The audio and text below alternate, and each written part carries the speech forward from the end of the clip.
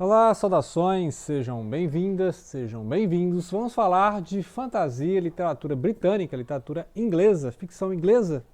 Claro, o Lord of the Rings, que é o Senhor dos Anéis, que todo mundo conhece dos filmes, mas ninguém, quem lê os livros, né? Fala ninguém, né? Quem lê os livros, né? Eu conheço pouca gente lê os livros, pegou os livros. Livro complicado, muito personagem, muito subenredo, que o filme fez um resumido, né? O filme faz um resumão e alguns subenredos não aparecem, alguns personagens são misturados com outros personagens, e aí a parte histórica não é abordada. Até porque, para você entender a parte histórica, você tem que ler o Silmarillion e tem que ler o Hobbit, né? Ah, era um hobbit que vivia numa toca, né? Porque tem um hobbit que vai ter o encontro lá com o dragão, né? Então o dragão, do Smaug, né? E vai ser nessa jornada até o dragão, né? É que será encontrado o anel, né? Um anel, né? Que aí lá no Silmarillion vai explicar, o Hobbit vai explicar, né? Então aqui quando já chega aqui já é a Batalha do Anel, a Guerra do Anel, né? Que são os três livros mais famosos, né? A Sociedade do Anel, as Duas Torres, né? Que é a torre do Saruman e a torre lá do Sauron, né? E o Retorno do Rei, que aí vai contar a história do Passo Largo, que aparece aqui no livro 1, a gente vê quem é o Passo Largo, né? O Aragorn.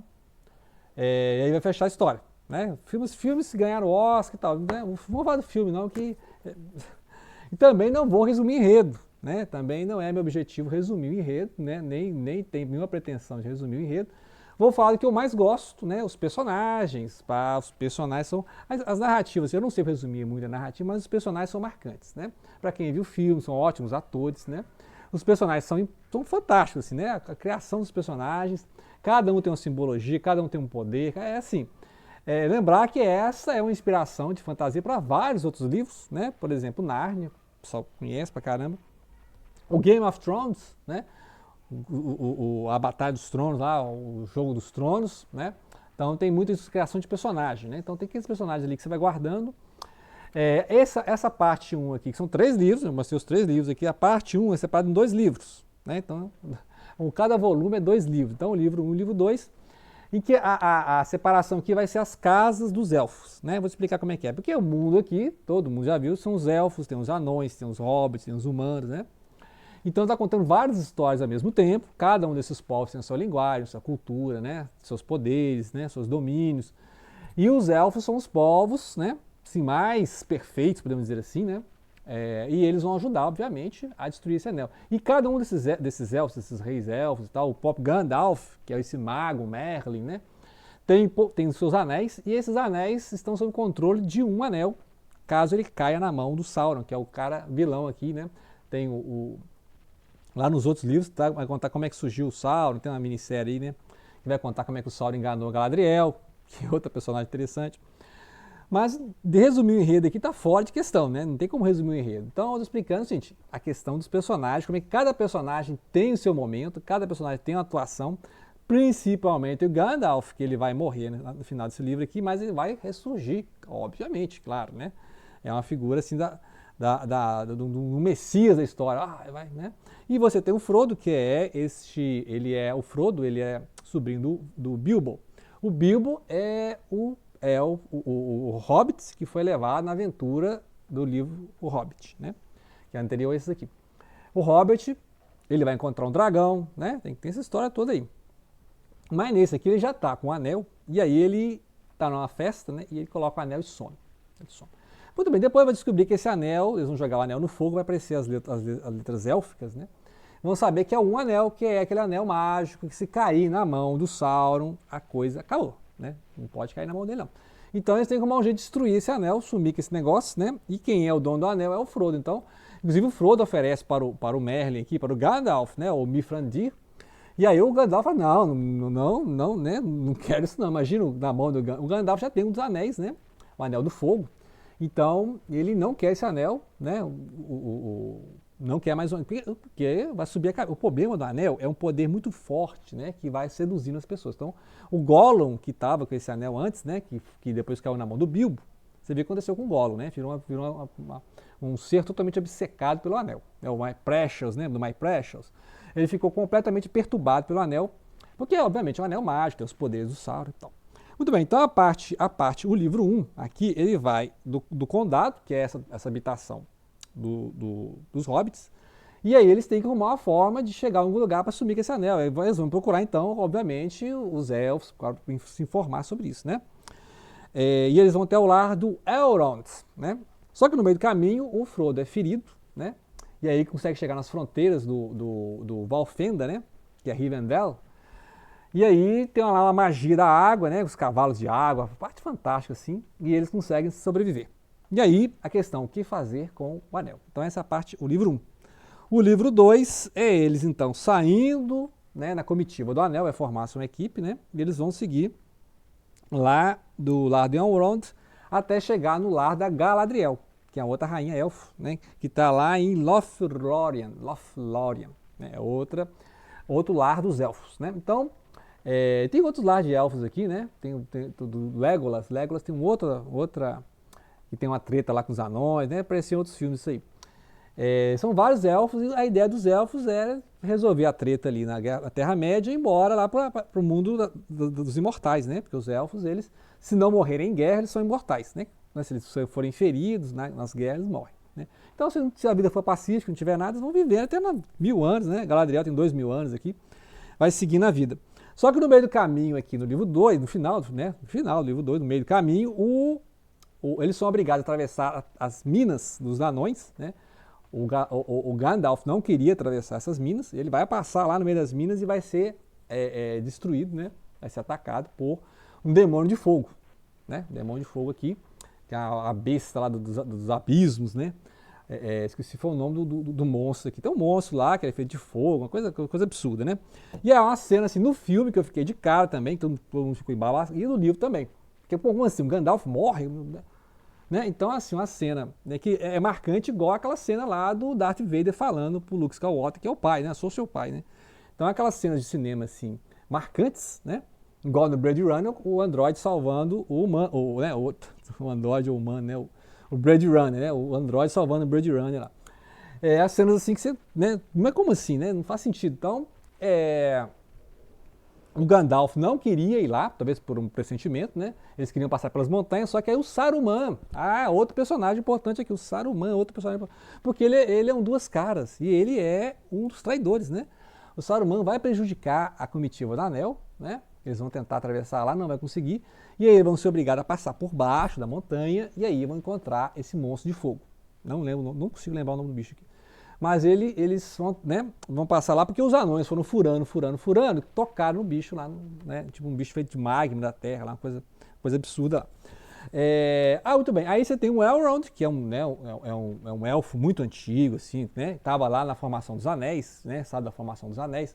A Galadriel é a outra elfa, a rainha elfa, né, que também vai ajudar. E aí na hora, né, que aí o Frodo foi ferido, e aí ele foi, né, passa por uma cura, tem a reunião em que vai aparecer então o Aragorn, que está ajudando ele o tempo todo, né, o Passo Largo. O Aragorn, ele é de uma família real, né, uma família real que ele depois só vai ter o poder de volta no Retorno do Rei, né, Retorno do Rei, que é a parte final.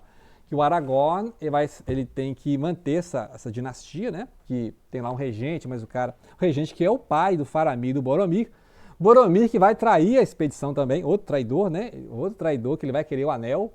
E aí, no momento crucial lá, eles vão sofrer o ataque dos orcs lá, coisa absurda. Boromir é outro, né? Outro que assim, que ele é um humano e ele é seduzido pelo anel. E o Frodo, em alguns momentos, né? Então, assim, mas o Frodo, inclusive, depois que ele, né, encontra a Galadriel, ele oferece, né, para ela. O Frodo tem lá o espelho da Galadriel, que ela tem, né, as profecias, é uma feiticeira, rainha feiticeira, né? Na minissérie que fizeram, a Galadriel é mais uma guerreira, né? Botaram a Galadriel como uma guerreira, lá jogando lança e tal. O pessoal não gostou muito. Né? Então, eu não li toda a obra do Tolkien, então a Galadriel, o interessante é que é isso, porque a ela é oferecido o poder do anel, ela já tem outro anel, né? O anel da água, se eu não me engano. E aí ela não, você não, né? Você não pode me oferecer isso, porque senão eu vou ficar muito poderosa e ninguém vai me conter, né? Então, e depois ela vê assim, eu passei do teste, porque ela recusa o anel, né? Que imagina se ela tomasse o anel. Então, ou seja, ninguém quer saber desse anel porque é um poder forte, um poder terrível demais para ser usado. E ninguém quer destruir também, não tem como destruir, porque o único lugar para destruir é onde ele foi forjado, né? Então é interessante, você tem que levar o anel aonde ele foi criado. Então eles têm que levar o anel lá na Montanha da Perdição, que fica justamente nos domínios do Sauron, que é aquele olho de fogo, né? Fica lá na alta montanha. E ele está recuperando o corpo, né? O corpo dele foi destruído em outras guerras, né? Então ele consegue, por essas relíquias, que aí vão inspirar lá o Harry Potter, lá o Voldemort, né? Que tem as relíquias da morte. Então tem umas coisas assim, né? Porque o poder dele está nessas relíquias, nesses anéis, né? De poder. E se ele recuperar, ele consegue manipular todos os outros que têm esses anéis, inclusive os elfos, né? Então se ele recuperar um anel, os elfos têm que jogar os anéis fora, né? Jogar fora, porque senão ele vai dominar os elfos também. E os elfos só querem acabar com essa treta e já ir para o mundo dos imortais, né? Então cada um aqui tem os seus interesses. Então o Aragorn quer ajudar a expedição para recuperar o trono, né? Então ele tem se mantido anônimo, né? O passo largo, assim, para ninguém, né? Porque ele é os últimos, né? Dessa dinastia. E ele vai recuperar o trono só depois de muita guerra, lá no livro 3. E o Boromir é dessa dinastia, dessa regência que está lá, nas cidades, né? Desse reino. E obviamente para ele não interessa, né? Então ele não reconhece o Aragorn como rei, né? Então já tem essa treta entre os humanos. Tem a treta dos elfos com os anões, né? Eles não se suportam, né? Aí a gente vê lá que a família do Legolas, né, tem treta lá com os anões por causa de guerras antigas, né? Um não cooperou com o outro, um traiu o outro, não gostam do, né? Então os elfos se acham elevados demais para tratar com anões e os anões ficam lá nos subterrâneos, né, achando as pedras preciosas. Os anões são muito ricos, né? Muito ricos. Então, e são ambiciosos, né? Então você vê vários momentos que, por exemplo, quando aquele rei anão vai lá, né, naquela montanha onde tem lá os tesouros, eles matam o dragão vermelho, o Smaug, né? O rei anão, ele fica totalmente obcecado pela riqueza e quer só para ele, né? Depois ele vai ter uma batalha e vai morrer, né? Então ele vai morrer lá na mão dos orcs. Então, mostra isso, a ambição dos anões, né? Então, foram furando. Quando eles chegaram quase no magma lá, né? Despertar essa criatura que eu não consigo lembrar o nome de jeito nenhum, né? Então vou ter que sair folheando aqui. Mas é um demônio de fogo lá. E aí tem a cena do Gandalf, né? O Gandalf, que é esse mago que sabe as fórmulas até para abrir as portas secretas, né? Dentro da montanha. Ele vai falar para eles, olha, eles despertaram um demônio aqui, um ser muito poderoso.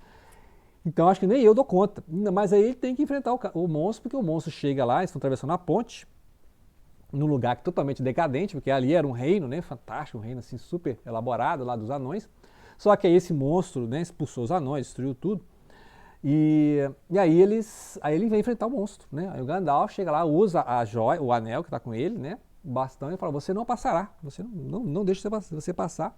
E ele se sacrifica, né? Porque aí os amigos correm, né? A ponte, correm lá, sai vazado para fugir da montanha, para continuar a missão, né? Tem que continuar a missão. E essa missão que só será sabotada depois pelo Boromir brigando lá entre eles, aí os orcs chegam e aí acaba a comitiva, né? Essa comitiva do Anel, essa sociedade do Anel vai acabar aqui. Aí vai ficar um grupo, vai seguir lá para a terra do Sauron, né? Para derreter o Anel, e outra turma vai ser raptada, vai ser levada para a terra do Saruman, que aí vai ser as duas torres, né? Aí por isso que chama as duas torres, porque vai dividir a narrativa, né? Vai ficar um núcleo da história, vai ficar indo para uma região, outro núcleo vai ficar indo para outra. E aí você vai conhecer mais de Saruman e mais de Sauron, né? Mas aqui, esse sacrifício do Gandalf, eles ganharam tempo, né? Ganharam tempo para chegar lá em Lothlórien, né? Lothlórien. Então é isso, o Gandalf se sacrificou, né? Então ele foi lá, enfrentou o monstro caiu no abismo e arrastou o Gandalf, né? Então eu assim, quando eu vi o filme, foi a cena assim que eu mais traumatizei, né? E aí, claro que depois o Gandalf vai aparecer, né, com os poderes do Saruman, porque o Saruman vai ficar decadente, né? A gente vai saber das tretas do Saruman com o Gandalf, que o Gandalf foi mantido prisioneiro, né? Então vai saber essas tretas, porque o Saruman, ele era o mais poderoso lá, mas só que ele foi seduzido pelo anel também, né? E ele quer o anel, né, para ele, né? E não para entregar para o Sauron, né? Então ele sabe que se ele botar a mão no anel, ele não vai entregar para o Sauron, e o Sauron está na mente dele, né? Então ele um duelando mentalmente com o outro, e aí vai ter de tudo, né? A gente vai ver que o Saruman está sempre ali nos bastidores, atrapalhando a missão, porque ele quer o anel também para ele. Então, em muitos momentos ele finge que quer acabar com o anel, que sou inimigo do Sauron. Na verdade, ele não consegue, né, vencer a mente do Sauron, com as pedras mágicas, e aí o Saruman, né, depois a gente vai ver nos próximos livros, né? É assim, no enredo nem vou entrar muito no enredo, eu estou te explicando como é que Cada personagem tem a sua importância, né? Assim, ele não desperdiça o personagem. E tem o Tom Bombadil, que é o mais diferente de todos, né? E depois eu vou falar do Tom Bombadil, que é outro também, assim, que... Quem é o Tom Bombadil, né? Quem que é esse cara? Né? Então fica aí, depois vou botar mais uns detalhes, né? Talvez eu faça mais um vídeo, né? Lendo mais uns trechos aqui. E depois, claro, Duas Torres, né? Retorno do Rei, etc. Ok? Então, obrigado pela atenção e não deixem de compartilhar.